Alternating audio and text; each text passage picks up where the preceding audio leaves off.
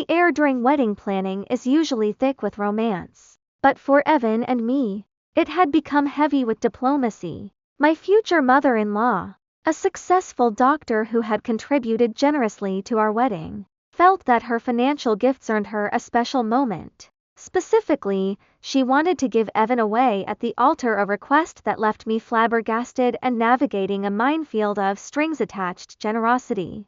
I've always tried to balance empathy with firm boundaries. I sat Evans down and described the moment I had dreamed of, the doors opening, the music swelling, and seeing his face and only his face at the end of the aisle. I didn't want a choreographed handoff to muddle that connection. Evans, to his credit, understood immediately. He confessed, however, that he had never truly stood up to his mother, especially given her contribution to our day.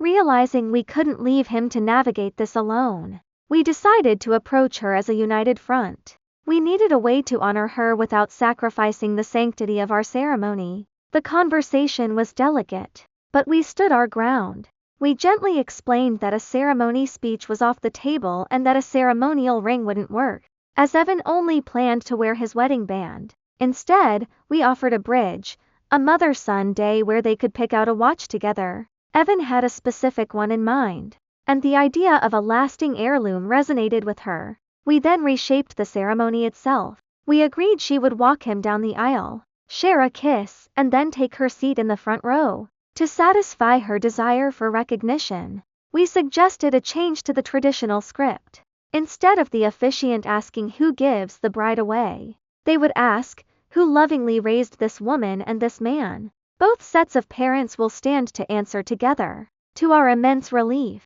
she agreed. The tension that had been simmering for months finally began to dissipate. She chose a beautiful powder blue outfit, thankfully not white, and we moved forward with a female justice of the peace who reflects our non-traditional style.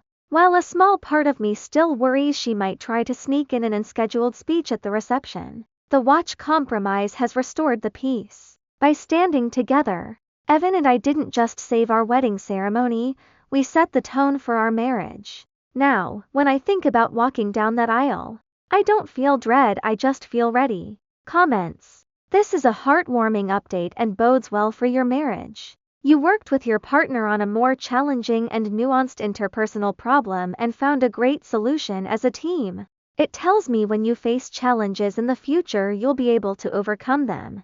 This is probably the most important litmus test for a successful marriage.